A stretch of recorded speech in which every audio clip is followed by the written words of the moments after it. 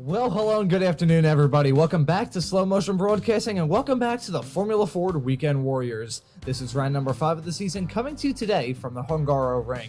My name is Maunz, and alongside me working the comms and the cams is Daniel Zippy Salmon. Off the back of one of the weirdest races I've ever seen in the Weekend Warriors world, we head to the Hungaroring, where the drivers are probably expecting just a little bit more peace and quiet. The real question is, though, Zippy, will they actually get that here today?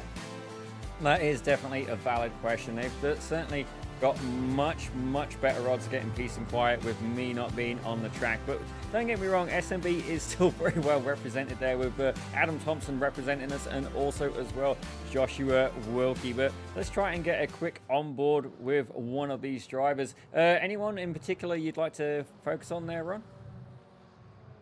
Ooh, that is a very good question that you throw my way there. I think if we could possibly ride on board a little bit with Julian Ditchburn, because he's coming towards the end of his lap now, about to start a new one. There you can see him rounding his way around the final corner. Do not tow, Julian. We will find you and we will beat you if you tow as we go on board with you. No, just kidding. Julian's a great guy. Around this great racetrack as well. Very historic in the world of motorsports. Don't tell me he's pulling over. Please don't tell me he's pulling over. I won't tell you. Over. Okay, who's in the number 8? Let's go Ian Joyner. Okay, yeah, we'll try Ian Joyner. There we go. The driver of the number 8 car, currently qualified in 3rd. He's been a pretty impressive driver to follow thus far this season, and hopefully going to follow him with a full lap around this fantastic racetrack, the host of the Hungarian Grand Prix every single year. Heading off into turn number 1, a corner that has been reconfigured ever since this track was first constructed. Used to be very similar to the final corner. However, they kind of sharpened it up a little bit to create a very good overtaking opportunity if these drivers try and go for it. Heading downhill into turn number 2 now. This is such a tricky corner to try and get right. It feels like it is never ending. Then you have to kiss that outside curb and head your way into turn number 3. Really important to try and keep the momentum rolling in these Formula Fords. Got a bit more power than the Formula Vs we saw yesterday here on SMB, but still important. Heading down into turn number 4 now. Turn in and pray. Very blind, going over the crest and trying to hit that inside apex curb. Then you head off through turn number 5. A very tricky corner to try and get right. A little bit uphill, a little bit off camber. Gonna try and track you to the outside, then heading off into the chicane of turns 6 and 7. These drivers gonna be eating those curbs like a cereal for breakfast, but then we have the very twisty section throughout the mid portion of this lap. That's turn 8. This is turn number 9. Really important to try and get these corners right, especially with the very unforgiving track limits around this racetrack. You got some asphalt runoff area. However, the iRacing gods are very much not keen on you cutting any of the corners around this racetrack. That's turn number 10 and 11. We just went through 11 right there. Very important to get a good exit there. Not sure what in the world happened to my voice there a couple of moments ago. Then hang off through turn number 12. A good overtaking opportunity if these drivers want to go for it. Off into turn number 13 now. A very tricky corner. Don't want to get this wrong. Yeah, it's also very important. Come time for the pit stops later on in the 40 minutes of racing action that we have today here from the Formula Ford Weekend Warriors on SMB. Then rounding our way around the final corner of turn number 14. It's an awesome ride around this racetrack. Lots of drivers trying to master it as best as they can. And Ian Joyner coming across the line now at the lap affected by traffic, and he goes up to the pole at a 1:43.470. A fantastic time to ride on board with a driver of the number 8 car right as he puts it on pole. Well, that is definitely... We don't generally have that kind of luck, really, when it goes to trying to pick a lap. But let's take a quick look at the championship standings before we get too much into the race. So as we have a look at the S1 standings, you've got James Barry in the lead for Barry Racing. Quite a considerable lead at this point. He's rocking 310 points, with Kevin Adrian doing very well with 262 in second. But Michael McConnell for Furball Racing there in third. As we go on to look at the S2 standings, Ron, please take the honors. Yeah, S2, it's a story of dominance for SMB's very own Josh Wilkie. 107 points in front of Andrew Love in P2. It's a pretty close fight between Love and Walker at this point in time. Those two cars only covered by, about 14 points for P2 in the Spec 2 class. Carlos Navarro and Russell Telk are going to round out your top 5 in the Spec 2 category. But one point about Spec 1, You saw that James Berry had, actually, no, my apologies. I got confused with the other Formula V Weekend Warriors. We got another class to look at, and that's Masters. Brad Cathcart and York Monty pretty fast in this series, and they're currently P1 and P2 in the Masters category, separated by about 20 points. Really in a league of their own with Jim Brewster in third, Antonio Reese in fourth, and Stevie Ray, our very own, in P5. Always nice to see Stevie out there on the racetrack whenever he gets the opportunity to. But going back to the point I was going to mention about the Spec 1 category before I completely blanked on the fact that we have Masters. Spec 1, you see James Berry at the front. They're a pretty significant gap to Kevin Adrian. James Berry is not racing this weekend. He is off with other commitments. He's involved in a very close championship fight in the official Radical European Championship, which will set the grid for the iRacing Radical SR10 World Finals. So he is taking precedence over that, involved in a three-way championship fight. You can catch that series on another broadcaster. Won't say what broadcaster it is. However, James Berry always usually pretty fast in those SR10s and prioritizing that championship fight over Spec 1. It's a very good thing that he won in pretty convincing fashion last time out at Cadwell Park. Otherwise, that gap between himself and Kevin Adrian in P2 would not be as big as it is at this point in time. But with Berry gone, that's going to leave us pretty much wide open in terms of who can win in Spec 1 today, Daniel. Oh, absolutely. And Kevin Adrian is here in the session today. Now, I know Adrian has been taking a little bit of extra driver training as well, so it's interesting to see how that's going to pay out. But I'm just realizing that I've got the camera on Jörg Manny, and once again, that paint job, it brings smiles to me every time I see it, ladies and gentlemen. How could it not? If you looked in your rearview mirror and see what appears to be a car carrying a little bit too much lipstick, you can say, but I believe qualifying is just about starting to come to an end. Yet, there you go. So we're going to be getting ready for a grid very, very shortly. Yeah, still got a few more cars out there on the racetrack. Looking pretty good for York Monty, as the next closest Masters driver to him is actually Brad Cathcart, well down in 13th, 10 positions, separating those two drivers, even though it's only about a second and a half in terms of lap times, but still got some drivers running out there on the racetrack. This track is always a pretty fun one in the world of iRacing. A track that I just recently bought not terribly long ago, and I say recently, I mean I bought it last weekend, realizing that the Formula Fords were going to be running here this weekend. But this track is one that I got a whole lot of time driving around in the old F1 video games on my old Xbox One, back when I was still running on Xbox One. I don't think I've had my wheel hooked up to that in many, many moons. But the Hungaroring is a pretty cool track in the world of motorsports.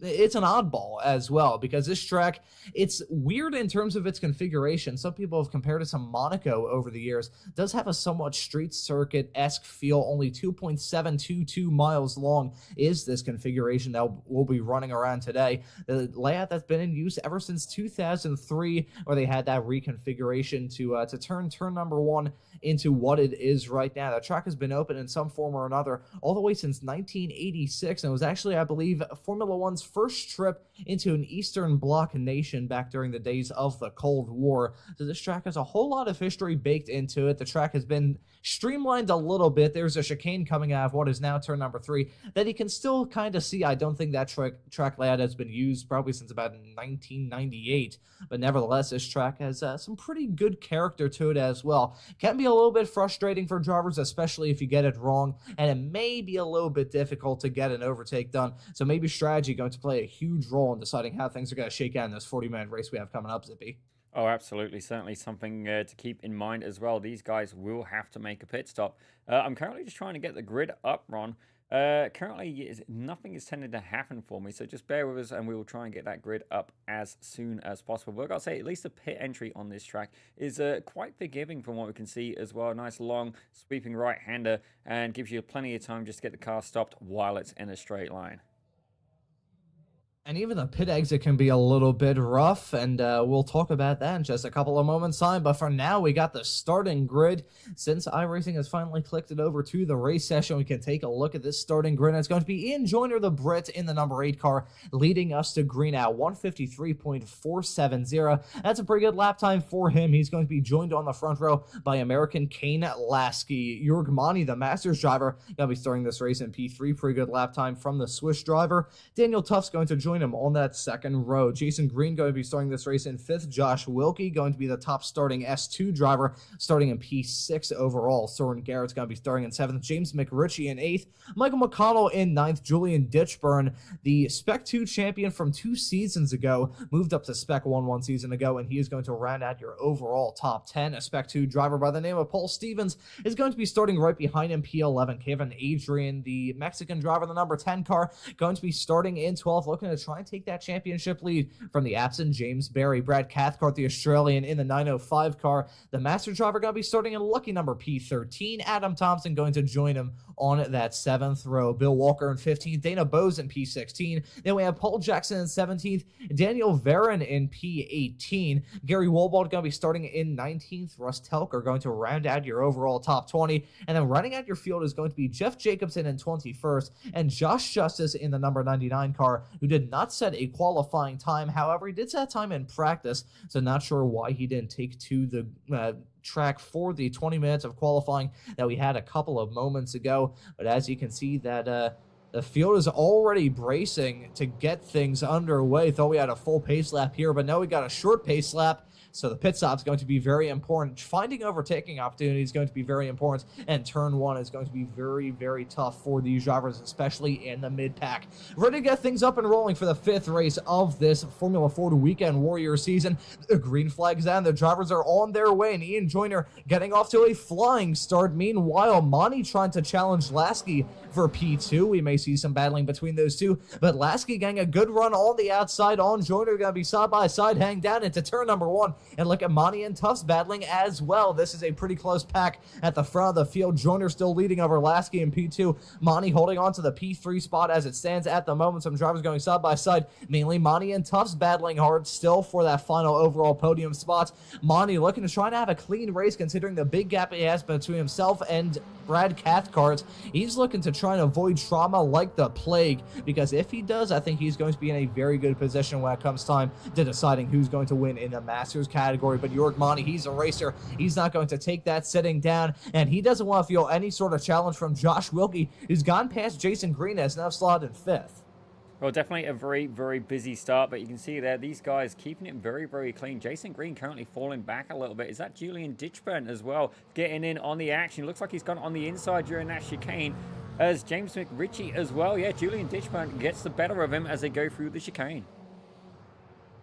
You can see these drivers heading off through the middle sector of this lap. It's so twisty, so technical. Thankfully, we don't got wings on these Formula Ford race cars. Really, the most amount of aerodynamics is the side view mirrors, but outside of that, you got nothing. So dirty air not going to play a huge factor, at least heading through that sector. However, the slipstream going to be huge going down the start-finish straightaway. That's an off-track.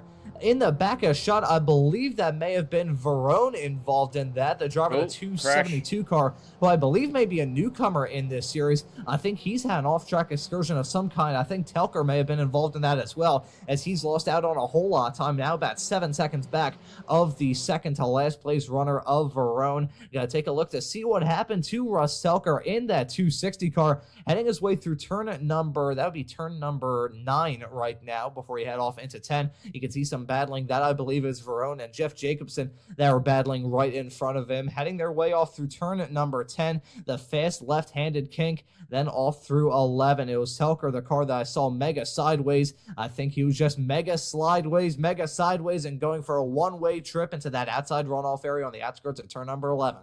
Well, it's definitely something that can very, very easily happen. A little bit unfortunate there for Telker, but we do want to welcome him back as well. He's definitely had a little bit of medical challenges recently, and that's okay. I mean, obviously we'd rather he stays fit and healthy, but I'm glad to see he's back and in the rig. Definitely not the start he was looking for, but as we continue the action here, you can see McConnell in the Furball racing machine. He is very much applying pressure to the back of James McRitchie, just 2 temps in it, but currently as well, you see there's a battle ahead because Julian Ditchburn getting in on that action. Jason Green kind of leading that pack of 4 cars.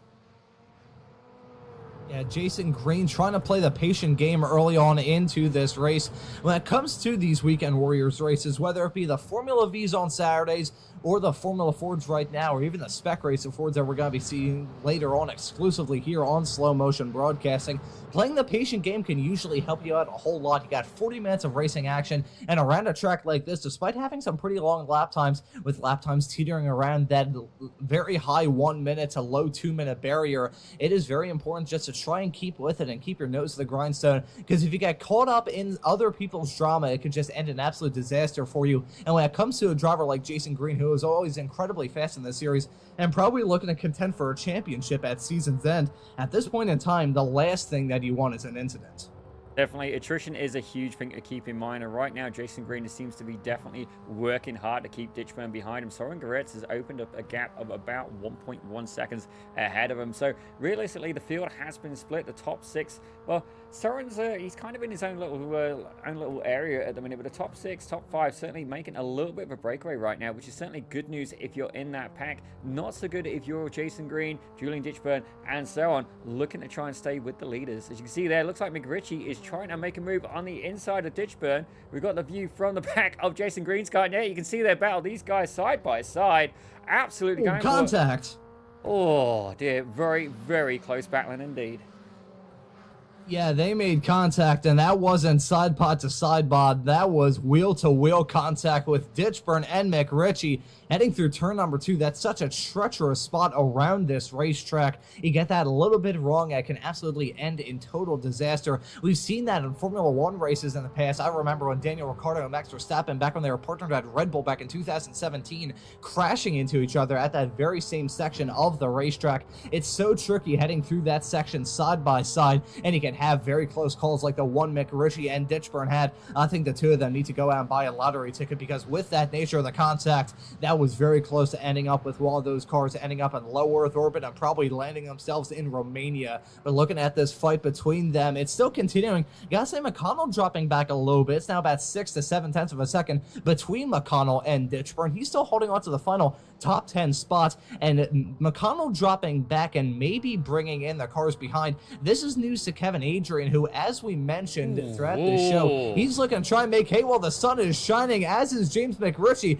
trying to go side by side with Jason Green coming through turn number 13. That could have ended an absolute disaster for both of those drivers, but they keep it going clean. You can see McRitchie absolutely wheeling that thing. A little bit of an abuse of track limits, it must be said. You only hit the DRS sign on the outside, but he's got a hell of a run going down the start-finish straightaway side by side with himself and Green. Battle last late breakers heading off into turn number 1. Who's going to prevail? Is it going to be McRitchie getting the move done? It will be McRitchie getting the move done. Oh, Ditchburn as well. May be at risk of losing out a spot. Yes, he is. Ditchburn trying to get that move done on Green. They're now going to be side by side heading down the hill off into turn number 2, and Ditchburn gets the move done. So Green, the opposite of a 2-for-1 deal. He had 2 cars overtake him in the span of just 2 corners. Tough stuff for Green, but again, patience a big factor in these races, and he's one of these drivers who's been in this situation before, and we'll see him keep his nose to the grindstone and try not to get lost track in this battle.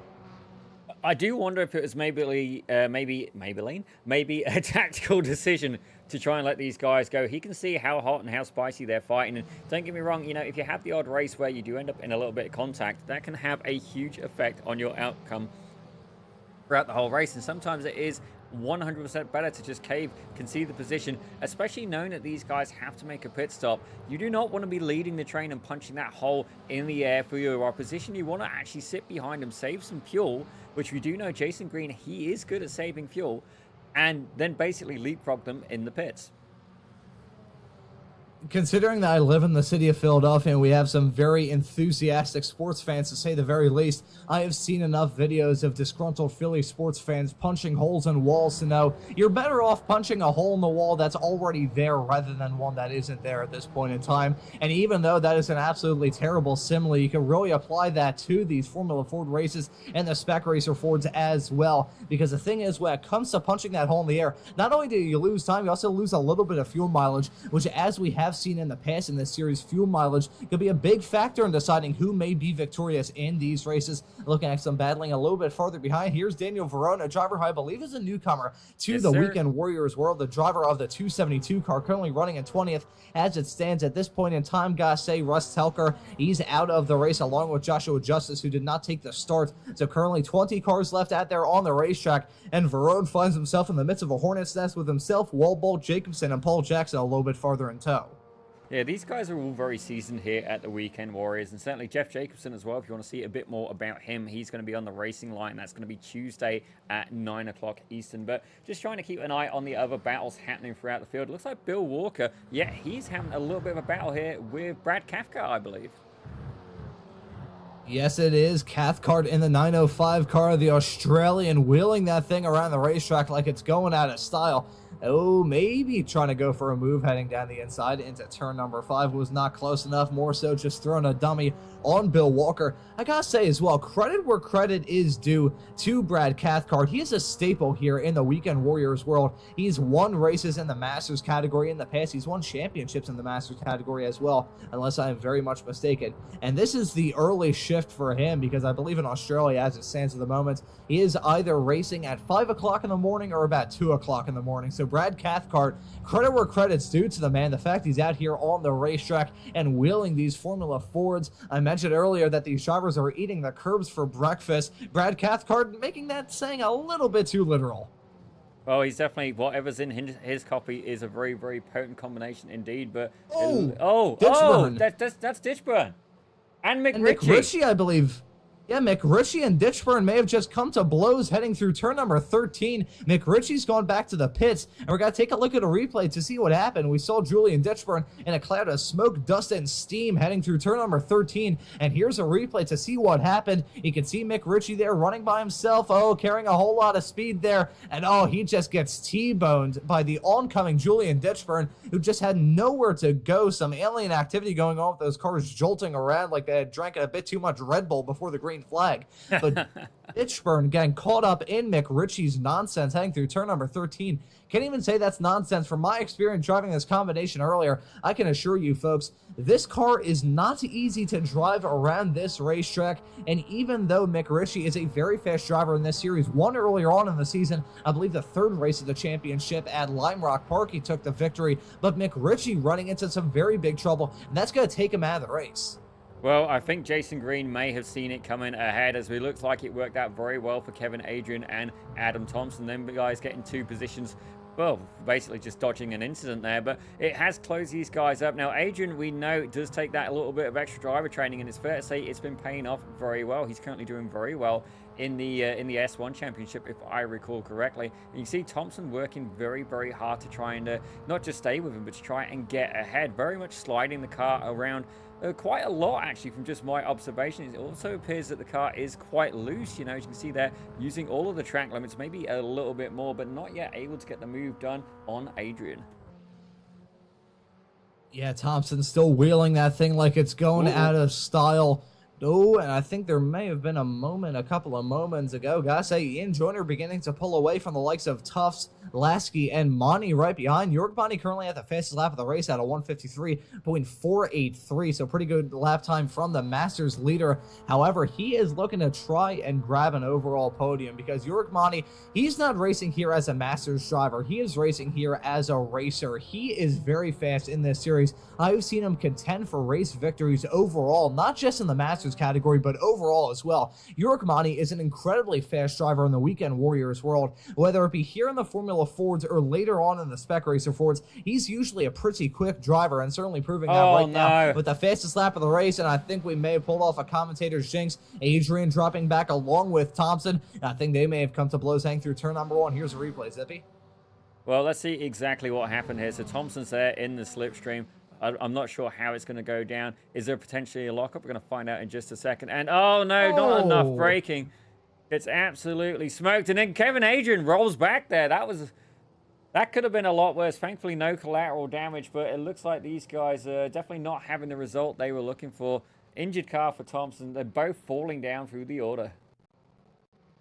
James Berry is somewhere on the iRacing platform driving a Radical SR10 around the Nordschleife, and he is very happy about the fact that his main championship rival in the Spec 1 class just had moments. That is a heartbreaker for the both of them, but gotta say, it is certainly going to screw over Kevin Adrian a lot. He's just got moved on Jeff Jacobson to slip his way back up into the top 15. However, top 15s aren't worth anything in this race. The only thing worse than a top 15 when you're trying to make hay while the sun is shining with your main championship rival missing is a hand grenade, but looking at that was nearly a grenade of a move on Tufts. He was mega sideways heading through turn number 13, nearly just went off the circuit, kicking up a whole lot of dust offline on the outskirts of turn 13, just lost out on a spot to drop down to P3 as Lasky gets by him. Looking at Monty, meanwhile, he is certainly feeling racy, was just 0.4 of a second quicker than Tufts, who had that mistake a couple of moments ago, but for Kevin Adrian, that is going to sting.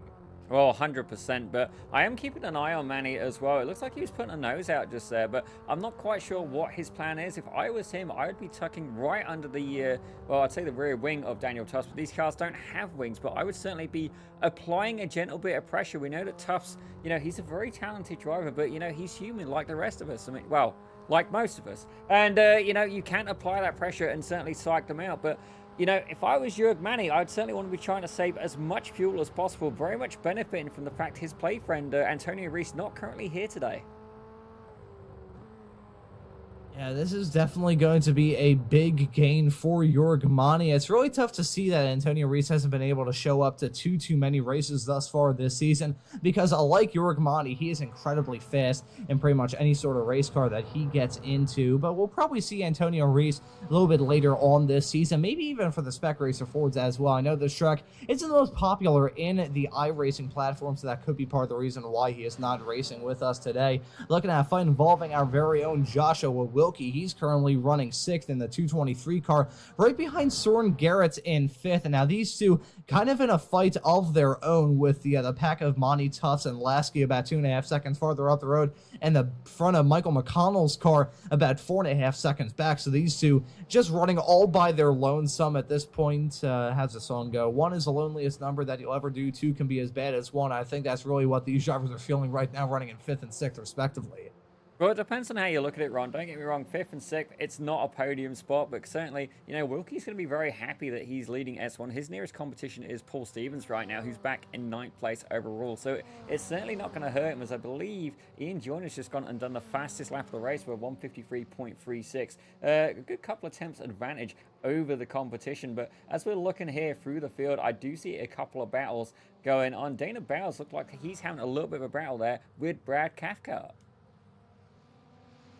Yeah, this is looking like it may start to get a little bit dicey. I think that's actually, is that possibly, I believe that's Jackson right behind? Actually, no, that is Cathcart. Yeah, there's Jackson behind, so he's a little bit farther behind. Jackson and Walball are fighting right now. Good Lord, what is fighting? That's a new word added to the Oxford English Language Dictionary. But Cathcart and Bose starting a battle in the not-too-distant future. That's for the final overall position inside the top 10, so that's certainly going to play out. And a big thing to keep in mind when it comes to these Weekend Warriors races is the fact that these drivers are not scored by their class. They are scored by their overall finishing position. So even if you're a Masters driver, if you get a move done to slip your way up into 3rd, you're not just going to get points for being the Masters winner. You're going to get points for being a 3rd place finisher, and that could be the reason why Jürg Manny may try and force the issue in that fight with Lasky and Tufts. At this point in time, though, Ian Joyner has pretty much entirely checked out as his fastest lap of the race by a pretty significant margin over Manny.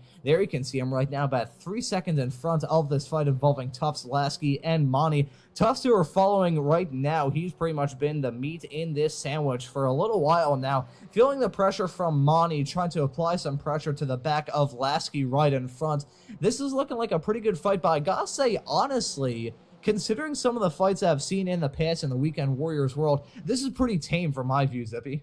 I gotta admit, I am inclined to agree with that. These guys certainly remembering that it is a 40-minute race, and we're about 17 minutes in so far. So, you know, certainly, you know, it's not the big place to start making the big moves. As I say that, it looks like Tufts. Yeah, no, Tufts going, keeping it in check. No change in the order. I thought we was going to get a little bit of a mix-up there. Manny, I think, is playing the long game here. I don't think he's looking for a fight right now. I think he's just trying to look and stay with the pack as they like between them are pulling away very slowly from Soren Goretz. You can see him back with Joshua Wilkie. Is Wilkie looking to send it much closer on the inside? But the focus right now, a good battle for well, second, third, and fourth position.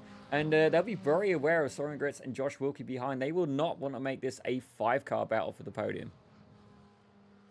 Yeah, I gotta say though, Zippy, I think that gap is slowly but surely decreasing as Tufts gets a move done on Lasky heading through 4 and 5. Nicely played there from the driver of the 34 car. But getting back to the point I was going to mention, I think that gap between Monty and Garrett is slowly but surely coming down. Not terribly long ago, it was about 2.5 seconds. It's now under 2 seconds at 1.9 to be a bit more precise. And as they head through the mid-sector, that gap will either continue to shrink down or will just balloon in this final few corners around this very challenging racetrack. But I think Garrett and Wilkie are slowly reeling them in because as much as Tufts, Lasky, and Monty are certainly playing the waiting game at this point, waiting for their pit stops, I think Garrett and Wilkie are starting to kick on the afterburners, and even then, I think the gap between Garrett and Wilkie is starting to balloon out a little bit. They're still pretty close, within about 3/4 of a second between the two of them, heading into turn number 13 on the 10th lap of this race. But at the same time, though, I have a feeling that this may turn into a 5-car fight, whether these three running in P2, P3, and P4 want it or not.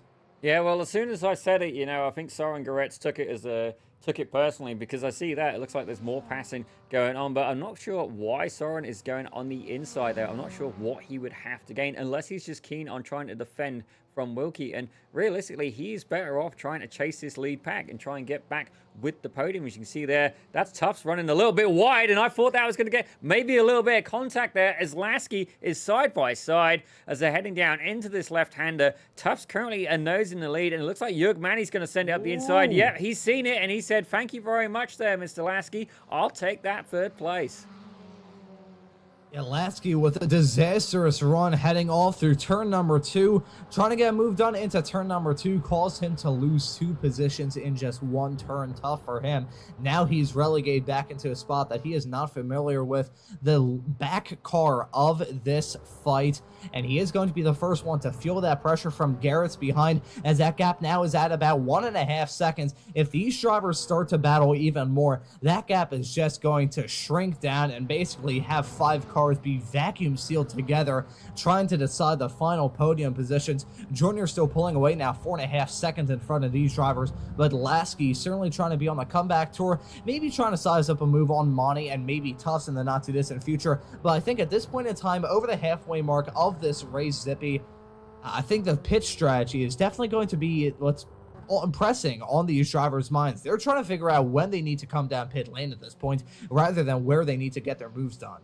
Well, speaking of the pits, both Kevin Adrian and Adam Thompson, we saw them get a little bit of a collision earlier. Those guys have both been in the pits, and I do have a little bit of a crash warning on lap 7 from Jeff Jacobson. I've just not had a chance to get back to it yet as these guys have been going hard at it. Lasky pretty much under the cone, well, the tail cone there, of Jörg Manny, and that gap as well, you said it was 2.5 seconds before. Well, Soren Goretz is now very, very aware of the view ahead of him. If you take a look at it from his point of view, these guys have inched ever so closer, about a second now in the gap, as it looks like they are going 3 wide. We're going to get a quick look. Oh, dear. Yep, they're battling hard. Monty trying to get that move done to slip his way up into second. Lasky and Tufts, meanwhile, trading blows like it's going out of style. Is this a Formula Ford race or is this an MMA fight? That remains to be determined. These drivers battling hard. Bose, Walbold, and Jacobson, they've come into the pits as well, so that first cycle of drivers come down pit lane has already begun. But this battle is heating up oh so much. Monty getting a move done, a slick move, 2 moves at that, really, in the span of a couple of laps to slip his way up into second. Tufts and Lasky, though, they are battling hard. There's no love lost between the two of them. They're side by side, hang off into turn number 2, just a handful of laps to go. Now they're trying to battle hard for the final podium spots, but I think these drivers are slowly losing touch, not only of our leader, who continues to grow that gap now north of 5.5 seconds, but Garrett, who's now within 1 second of these 3. I definitely think, they could have gone 2 different ways. They could have either just gone, okay, guys, let's make a temporary truce and try and pull away from Goretz, them and Wilkie, but they haven't done that. And don't get me wrong, they've gone for the more fun options. You see there, Jörg Manny really, really running well. Actually, I've got to get his name wrong at least once because he called me Skippy this week. So Jörg Manny is currently leading this freeway back. I can't even do it and feel good about it. Like, but he's currently leading this freeway pack is Jörg with Daniel Tufts in the middle. Now, I do wonder if these guys are maybe going to, you know, overdrive the car a little bit because Soren Garretz, he's now got that gap to 7 tenths. And Joshua Wilkie, he's really dropped back. As much as I want the young lad to do well, he's 1.3 seconds back. So if he doesn't get a move on very shortly, these guys are absolutely going to pull away from him. What he needs to happen is for these 4 cars ahead. Soren Garretz, he's now involved in that fight. Yeah, let's go on board with Daniel Tufts because this is going to get dicey. Ooh, that was tight. Oh boy, that was a matter of inches between those two. Hang through turn number 1. It's going to be a battle of inches between the two of them making contact. Hang down into turn number 2. These drivers are playing a dangerous game. They're not even playing with fire. They're playing with a nuclear bomb. This is intense stuff between all of these drivers. Lasky and Tufts nearly coming to blows, and that has definitely brought Soren Garretz into this fight. It's a 4-car fight. Wilkie losing time, so Garretz is now reached the back of Tufts. Tufts may have some damage because that was a pretty significant whack, and I'm sure he's added a little bit of weight considering the accident he probably had in his trousers as a result of that close call. Heading through turn number 5, these drivers, they're playing a dangerous game. This is too dangerous in my view. Something's gonna break here soon, whether it be one of these drivers' egos, whether it be one of these drivers' cars remains to be determined. Lasky and Monty, though, they're trying to break away. Monty wants no parts of the drug-fueled madness right behind him.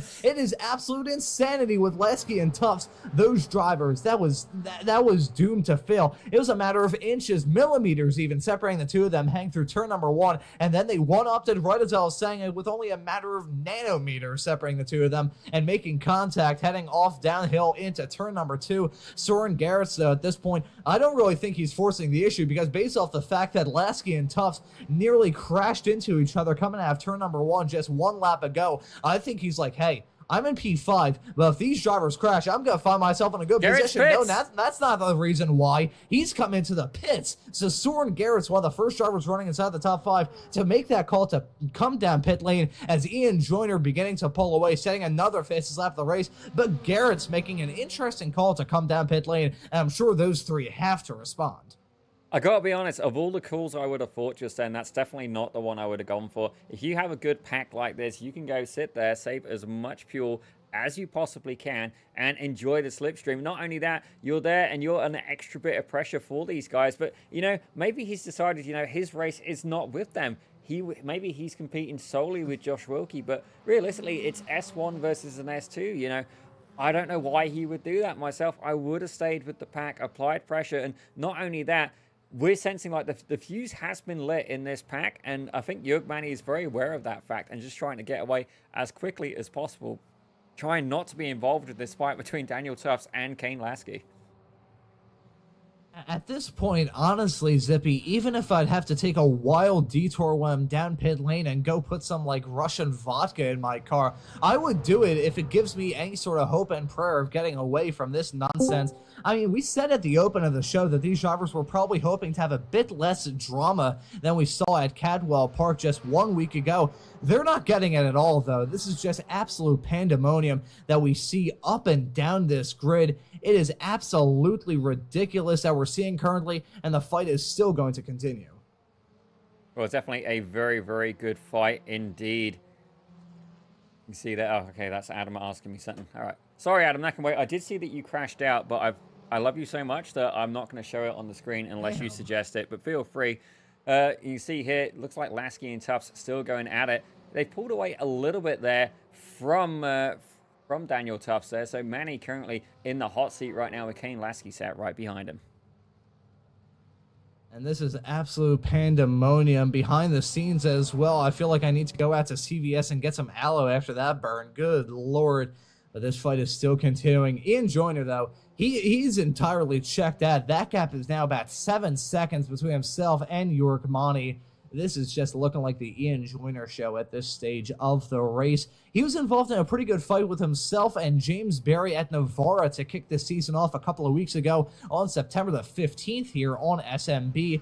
Ever since then, though, I don't believe he's grabbed an overall victory since. However, he has been in contention, so it looks like here at the Hungaroring for the 5th race of this championship, going to try and snag a victory, but looking at this fight, it looks like it's turning into a 2-man fight because you got Monty and Lasky that are beginning to pull away from Tufts right behind.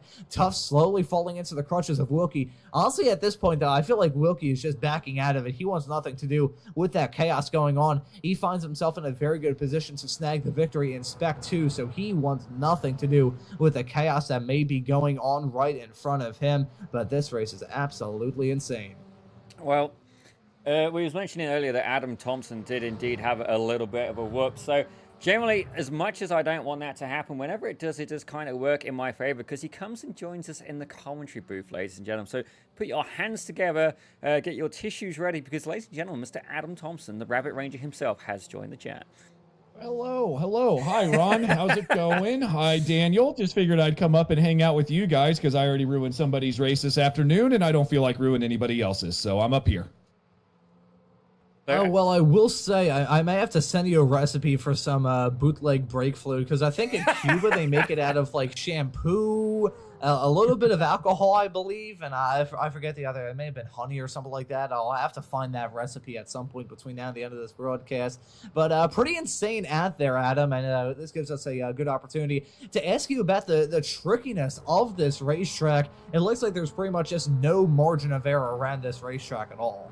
You know, there really isn't. The off tracks are more intense than I thought they were going to be, but it's one of those things that you got to deal with. But there is a battle. We got Bill Walker trying to get up on the back here. We'll see if he can make it happen. But I mean, we're running out of time here, Ron, and we can talk about track limits another time. But yes, at the moment, Bill Walker trying to make some moves. Yeah, we got fights up and down the grid. Gotta say, it's going to be a fight on the racetrack and a fight on pit lane as well. Some more drivers coming in, mainly Jason Green and Paul Stevens, who's still stopped in the box as it stands at the moment. Looking at Jason Green, he's now out and away. Paul Stevens running down pit lane, running second as it stands currently in the Spec 2 category. Gonna be exiting out in P11 overall. Going back to the fight with Monty and Lasky, though. These drivers have been trading blows like it's going out of style. Daniel Tuff's dropping back a little bit. He's now got a fight on his hands between himself and Wilkie. Both only about 10 minutes left on the clock now, Adam. I think these drivers really need to consider that run down pit lane. And the real question is if Monty and Lasky are going to come in together or not. Yeah, that's going to be the big thing here. And they're running out of time to do it. We know Monty in the past does not really do much fuel saving here. So I would assume Monty's going to be the first one in, and then that's going to give the opportunity to Lasky to try to out one more lap. Watch here. See if Monty comes in. Joiner's in the pits, though. Where's Monty? They're all coming in right now. So this is not, unless Lasky can get a shorter pit stop if he's saved behind Monty, this is not a move that I expected Lasky to make. Gotta say, you bring up a very good point there, Adam, about Monty not really being very keen on fuel saving. That's usually the reason why he has much longer pit stops compared to some of his competitors. So I'm curious if Jörg Monty is going to remain in that net P2 position after this round of pit stops. Monty stopped in his box. Joyner stopped in his box. You can see that flood of drivers coming down pit lane. Start off as a trickle early on. It's turned into a full-bore flood as McConnell is coming along with Brad Cathcart in the P2 spot of Masters. Joyner out and away. Who's the next to leave the box? It looks like it's going to be Monty. Looks like it's going to be a fight, though, between Wilkie, Tufts, and Lasky. They were three wide coming down pit lane with those cars merged within each other. Gotta love iRacing physics, because in real life, that would not have slid for any of these drivers. But the fight between Lasky and Tufts, which nearly came to blows a matter of only about 8 minutes ago, has now definitely heated up, with Monty having an excellent run down pit lane. It has, and the thing with the one thing you have to talk about with Wilkie while we're watching Lasky here is Wilkie's really just trying to stay out of trouble at this point. He has such a gap to his next S2 rival, so Wilkie's just riding around in 5th place. I would expect Wilkie to be moving up sooner rather than later, but right now Wilkie's doing a great job in 5th place in the Formula Fords, and the SRFs are no different, so keep an eye out for him for the rest of the day. But yes, with Lasky here, he is now behind Daniel Tufts. Jörg Monty, we all talk about the fuel thing. Now the question is, did Jörg put enough in his car? That's going to be the next question, because Jörg had a blinding fast pit stop compared to the rest of these guys. And Adam, would it be fair for me to say that what you just said about our SMB colleague Josh Wilkie is a little bit of a pee-pat moment? Peer pressure is a wonderful thing. Because he is, I mean, he's already had a whole lot of trouble thus far in this race. We haven't seen him get too dicey, though, so I think a little bit of employer pressure going on with Wilkie, and he finds himself in a good spot, too. I don't even think he needs to get a move done. If these two come to blows in front of him, he would be inheriting a P3 spot, which I don't think he would mind one bit. Yeah, Wilkie is staring a podium straight in the face right now, and you can see him. He is starting to get a little bit aggressive on last key. That would have been an interesting move there by Wilkie. So, yes, P3 staring it straight in the face. Watch here into turn 1. These next 5 minutes are going to be crucial for this P3 position here. Jurg looks like he's checked out from here. These guys are going to start battling for P3. I don't think they can get to Jurg. Here we go. Oh, and here we go. Lasky and Tufts side by side hang down into turn number 1. Looks like Lasky's going to get that move done in convincing fashion over Tufts. Tufts taking it a little bit easy into the braking zone at turn number 1, it must be said. So Daniel Tufts may be taking it a little bit easy earlier on. That is yielding the warning of the drama that happened between those two early on. And he's like, I don't want anything to do with this. I'm running at a good spot at this point. I do not want to end up in the barrier. I want to end up seeing the checkered flag. However, with that bit of caution, I think he's now fallen into the crutches of Wilkie for P5. And look at Soren Garris a little bit farther behind. Yeah, Soren is someone that is very, very good in these open wheelers, and that's, I mean, being said right now, he is closing the gap on Wilkie. So now, remember what I said about Wilkie trying to inherit a P3? If he's not careful, he's going to start falling back into the clutches of Garrett's. Now, the question is, can Tufts get back to Lasky? Tufts just let Lasky go, and look what that's done for Tufts. I mean, he's losing that gap now, and Lasky's starting to catch Monty. This fight is not over.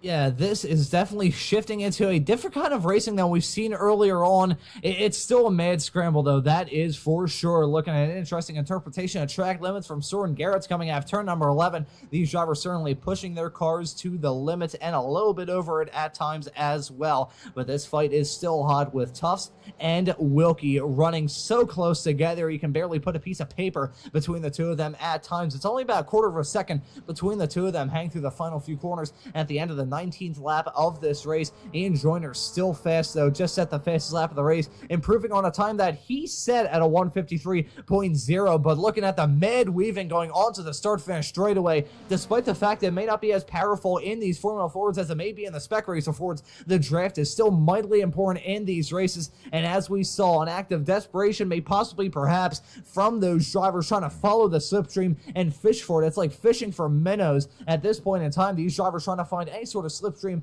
and any sort of help they can around a racetrack where it's oh so difficult to try and get a move done successfully without any sort of damage. I'm going to steal a move from the Ron Maunz book of commentary here. I'm going to steal one of your lines. Joshua Wilkie is very, very quickly closing in onto the back of Daniel Tufts. He's going to have to thread this needle, and that needle is going to look like it's attached to the Saturn V rocket, and he almost tried to do it, but look out, because here comes Soren Garrett's not going to wait around if Wilkie makes a mistake like that.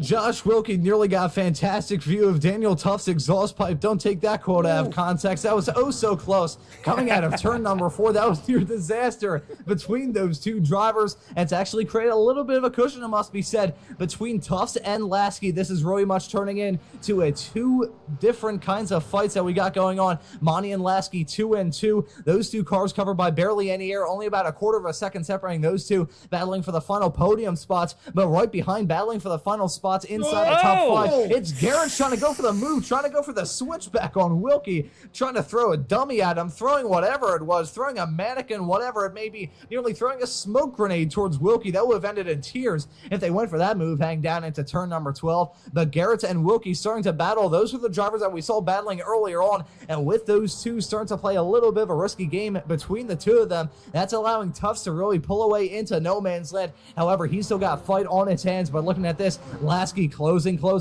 that gap between himself and Monty is barely anything. Hang down the start finish straight away off into turn number 1 for one of the final times in this 40-minute race for round number 5 of the Formula Ford Weekend Warriors. Looks like Lasky not going to get that move done. Neither are Wilkie on Tufts or Garrett on Wilkie. But looking at these drivers, they're definitely trying to size up their opponents, trying to figure out what their pros and cons are, when they want to go for the move, when their competitors may slip up. A lot of these drivers have been running in this series for oh so long, and it gives these drivers a perfect opportunity to play a little bit of mind games as well, especially with less than 3 minutes on the clock. Yeah, absolutely. And the mind games are really going to be coming in here. Oh my God, Wilkie has already gotten back to the back of Daniel Tufts. I don't know when this happened. Daniel must have made a mistake. Wilkie has to go for a move here. He's got to do something. He's on the inside. This is going to be a dangerous move going into this chicane, though. Let's see if he can make it happen. He makes the move. Unbelievable move by Wilkie. He goes a little bit wide, but that's okay. Daniel Tufts stays behind him, and now Tufts is in that tough position of Wilkie ahead and Garrett's behind.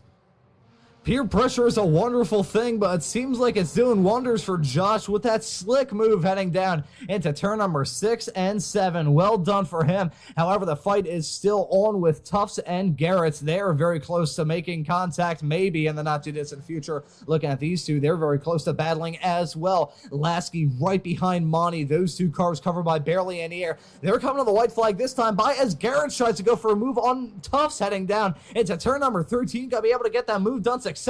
Well done from Soren Garrett. As Tufts coming down pit lane, he's got to be out of gas. There is no way this is a smart decision from him. Maybe even a drive-through penalty possibly, but the white flag is in the air. One more lap of racing action here at the Hungaroring, and there's only 14 corners left to go for Ian Joyner to take a victory, and Lasky to get the move done on Monty. Side by side, hang down into turn number 1. Monty on that inside. Lasky trying to go for that switchback. Oh, so close to making contact between the two of them. Coming out of turn number 1. Lasky trying to size up that run downhill into turn number 2. Side by side, Monty on the inside, Lasky on the outside. It's a bold move. It's an audacious move. Will Lasky be able to get the move done? They're going to come to blows. Lasky making a spin, making contact with Monty, who ends up in the grass. Monty's taken out of this. He is done. He's still on track for a Masters win, but that is not going to be it. Look at Wilkie trying to get that move done to slip his way up into P2, and he does it successfully. Heading down into turn number 4. My colleague Adam showing a whole lot of SMB bias,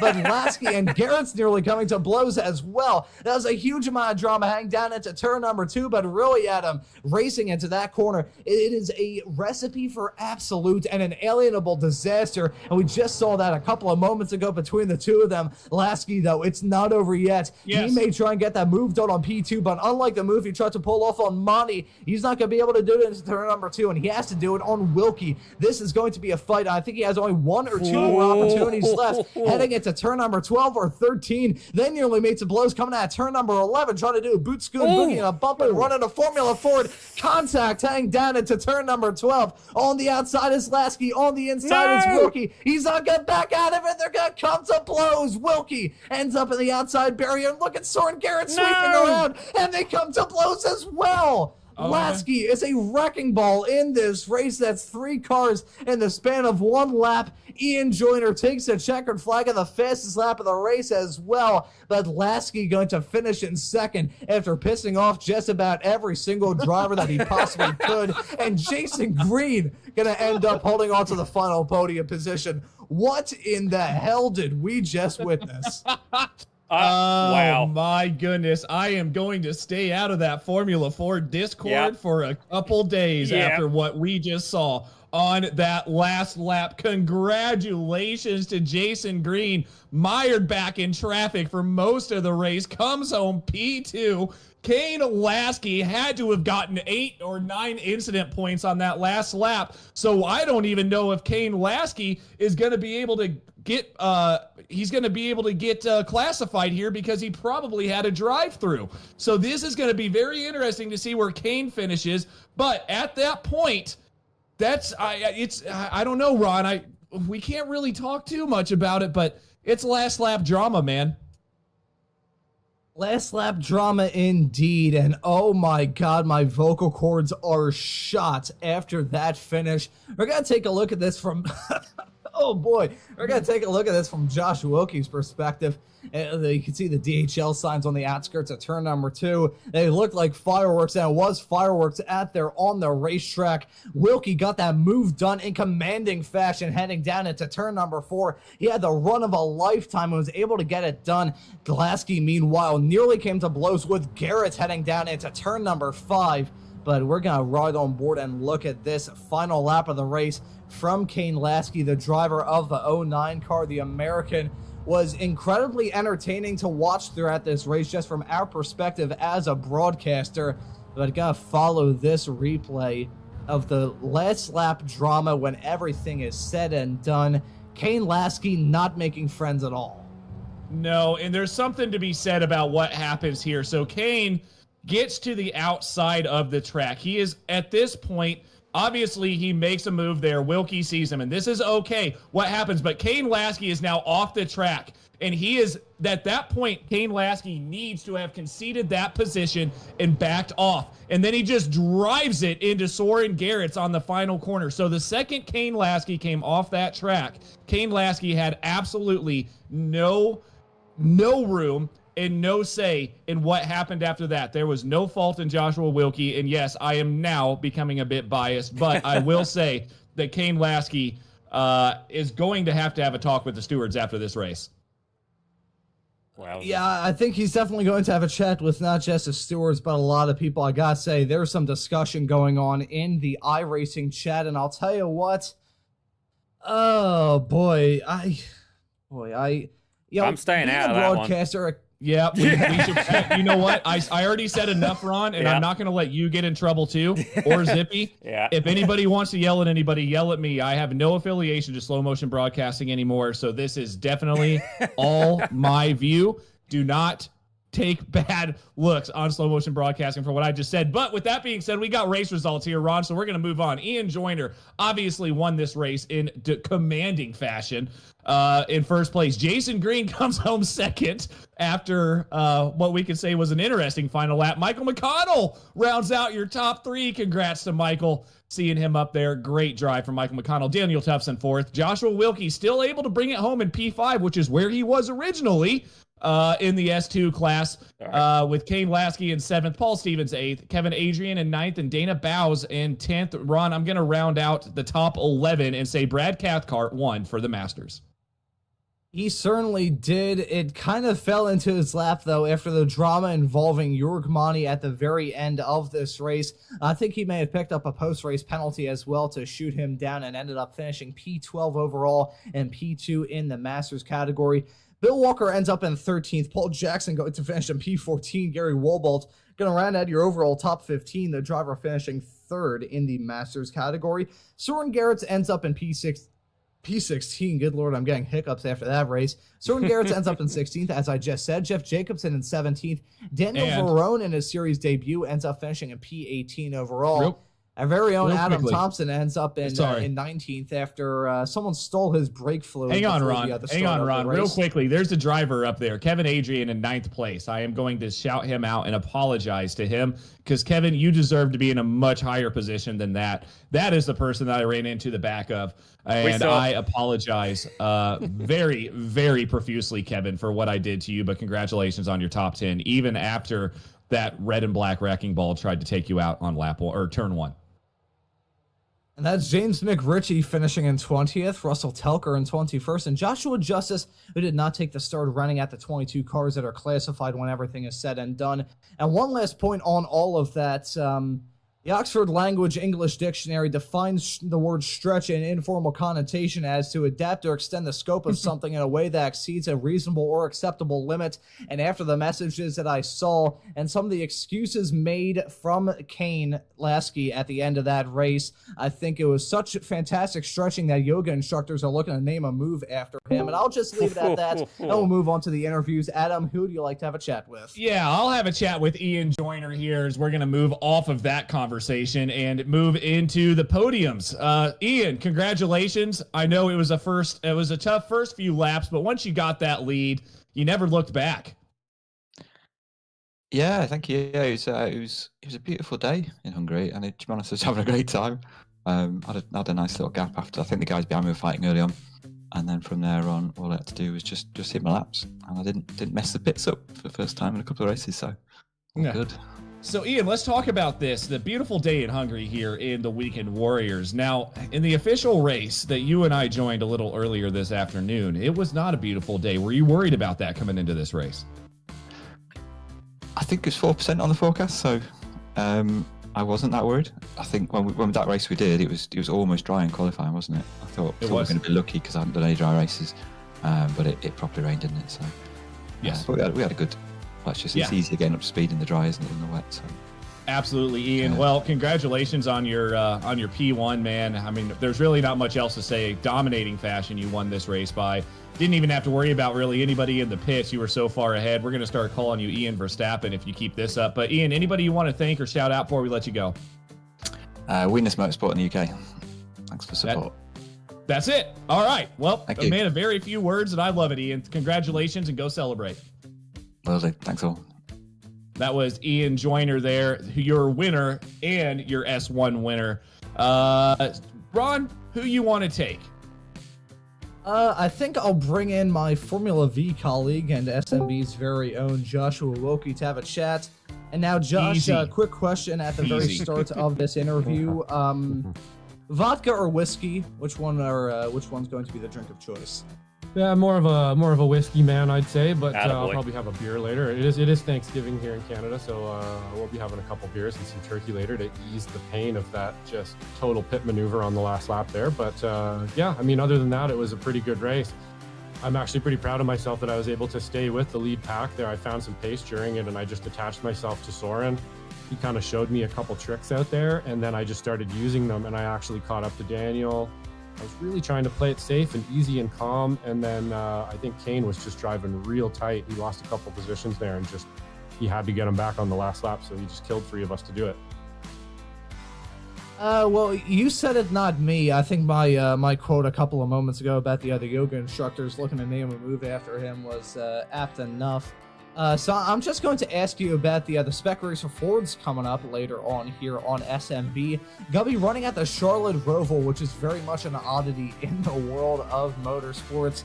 That's going to be a pretty odd race for the SRFs. I believe you and Adam are both going to be out there on the racetrack for that. So what are your thoughts heading into that one?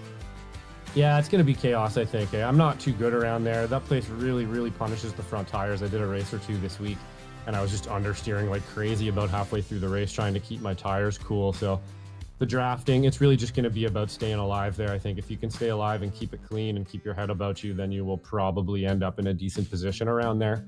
That, and if you can stay away from the giant baguettes, they hide along the side of the course there as well. Oh, still a pretty good show for you, and I believe you take the victory in Spec 2 when everything is said and done in very dramatic fashion, to say the very least. But Josh, before we let you go and get some practice in for that Don't SRO, let him go yet. Oh boy. I've got one more question for you, Joshua. Sure. After your last lap incident, what were you stuck at with your incident count, your penalty points? Did you start to worry pretty quickly about your drive-throughs, because that would have lost you that S2 win? Yeah, honestly, if I had one more incident point, that would have put me in a drive-through position there. So I was doing pretty well till about the last lap or two, and then I just took a couple liberties there, just kind of overdriving the car a bit, and I think I got about a 3, or I think I got a 2 count or a 3 count, and I ended up with a 10x at the end anyway from that last little incident there. So I was pretty close to the end. Yeah, it's always a worry out here. Yep, absolutely. Okay, Ron, you can have him back now. Alrighty, there we go. Actually, that was a very good question, Adam. So thank you very much for that interjection. Now, Josh, before we let you go and practice for the SRFs, is there anyone you want to give a thanks to or shout out? Yeah, it's a big thanks to my wife, Chloe. She's, always here supporting me and my parents at home and everything if they're watching. Hi, Chloe. All my buddies, and yep, she says hi. And that's about it. Thanksgiving here, so happy Thanksgiving to everyone. And have a good one, guys. Thank you very much. Just missed out on an overall podium there. Too bad. Would have been my first one, but we'll come get another one. Well, you certainly deserved it, but seems like the racing gods and one of the competitors did not want that to happen. But nevertheless, Josh, well done on an overall great day here at the Hungaroring. I expect to see you back out on the racetrack for the SRFs in about an hour's time. Thanks for joining us, man. Thanks a lot, guys. Have a good one. Talk to you soon. I do want this next interview, Daniel, if you will afford me the opportunity to have it. We're going to bring in Jason Green, who somehow finished P2. But Jason, I'm going to start this out with, at the beginning of the race, I joined the Discord, and I was like, oh, there's a new guy in here. And you said, well, not you, somebody in that Discord said, yes, watch out. And that is exactly what happened on the last lap. You benefited from it, Jason, but you've got some incident reviews to go through a little later, I have a feeling. Yeah, 100%. And yeah, that was me that said that. Yeah, that was, I got super lucky. I totally did not deserve to finish P2 from my pace. I was, probably 2 or 3 tenths of lap slower than all the people in front of me. So yeah, that was super lucky for me. Super unlucky for the 3 people that got taken out in the last lap. The first 2 were not super egregious, just not leaving no space and the way iRacing works. A little bit of netcode, but the last one I think was a little egregious when Soren got taken out. But yeah, we'll review that after the SRF race and probably forward it on to Stevie for him to take a look at it. But yeah, so if we're the Olympics are over now, but everybody watched diving in the Olympics, and that was a hell of a dive there going into the final corner, the second last corner, I will say. But with that being said, Jason, you still took P2. You have Charlotte coming up. I know the SRFs are your bread and butter. You excited for it? Yeah, it should be interesting for sure. Charlotte's always has the potential for a lot of chaos, just because it's super narrow and a lot of room, especially in the first couple sectors. And then it's got the two dangerous chicanes. So, if everybody can stay out of trouble, it should be some good racing, or alternatively, just complete chaos. So, it should be an interesting broadcast either way. Yeah, this is set to be a great race or one that gets very spread out because of incidents, but we will figure that out in about 45 minutes time. But Jason, before I let you go, we need to shout out Jorg Mani, who did not join the interview waiting room for obvious reasons. I'm sure he is not the happiest guy on the planet right now. But with that being said, Jason, anybody you want to shout out before we let you go? Shout out to, since I forgot in the Formula V, shout out to Michelle Lynn for her Formula V setup. It was incredible, and it's helped me a lot in that. So thanks, Michelle. All right. Well, that was Jason Green there. Congratulations, buddy. I would tell you to go celebrate, but you've got another race to do. So I will talk to you in just a little while. Yep. See y'all. Thanks. Yep. And I do believe that I'm, you know what? I think I'm going to do this. Can I do this, Daniel? Go for I think it, we've got a new sponsor here for the Formula Fords for this week, and I think we got to shout them out. I think their name is what, like Slow Motion TV or something, Daniel? Something similar to that, yeah. Well, yeah, Slow Motion Broadcasting, I think, is the sponsor.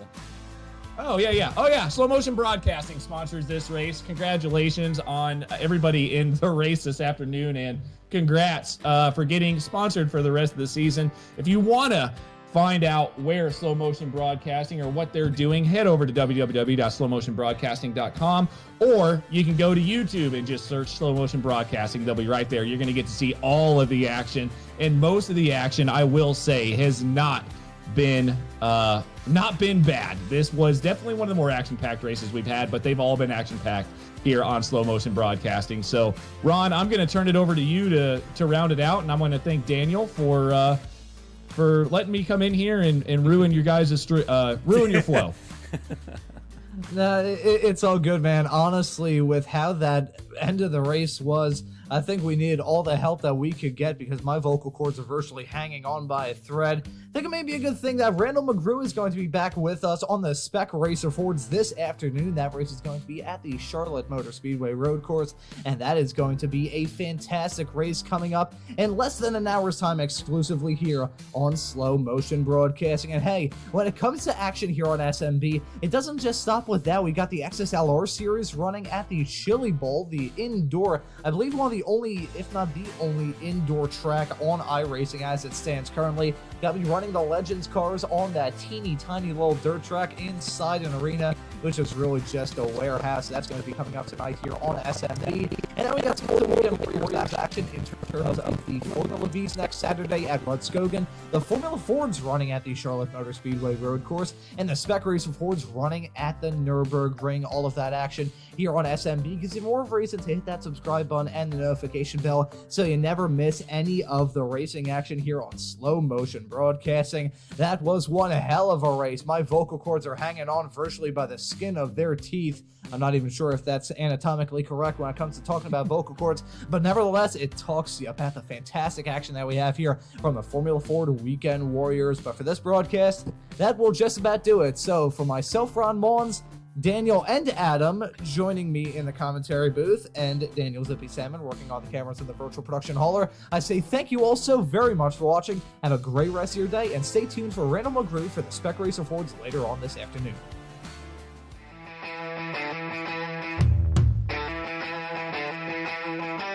I see a Budweiser. Go ahead and hold it up. Yes. That was the biggest clue. Yes, right Doing there. it for Dale. Man, it's so many gimmicks, right? I feel like they're making it a lot more complicated than it needs to be. I mean, a lot of people, you get polarizing opinions on DRS. I know you guys know exactly what I'm talking about here, but sometimes the effort, it's all about the boys. You know, like, hey, you know, life sucks sometimes, and we need the boys. iRacing kind of always has a tendency to kind of buff Yes. the new cars just a little bit. I'm not going to go on record saying it's because they want people to spend money on their platform and buy all the new content. Confirmed. But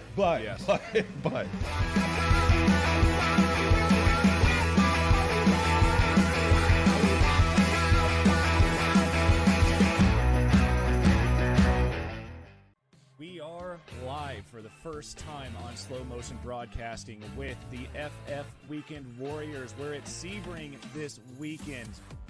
It's going to be a blast. I saw a little bit of rain here in the practice session, but we'll get to that here in 1 second. My name is Adam Thompson. I'm joined in the booth by Randall McGrew.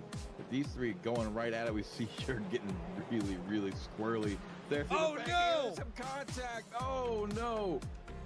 Jurg and Antonio, the two Masters leaders, both with issues and now dropping down the order. There's a dicing through the curbs.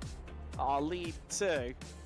As that's Instaman just slossing it up the inside through McIntyre there. Beautifully done by the Icelandic driver as there's a big incident happened behind somewhere. Gonzaga losing a lot of places back. Almost touching at that point. They're around there, heading into the closing stages of the track. Not quite there yet. Heading through what I'm calling the horseshoe, but let's not get into my drawing skills at this point. Nothing but clear track ahead of them at this point, so no one should be able to interfere in that battle. Side by side, nearly had contact there. That's going to put Kabanka on the inside for this next hairpin. This could be what decides it, and he's gone right on the outside, actually trying to cover off the car. I do wonder if Barry is going to be close enough to potentially slipstream. They've got 2 corners left to go. This penultimate one now. Barry right up close, 0.3 of a second. I'm not sure it's going to be close enough, 0.2 of a second. He's got to keep his foot on that loud pedal. Catches a little bit of a curve, but has Kabanka done it? Barry going to the inside, and Kabanka gets it.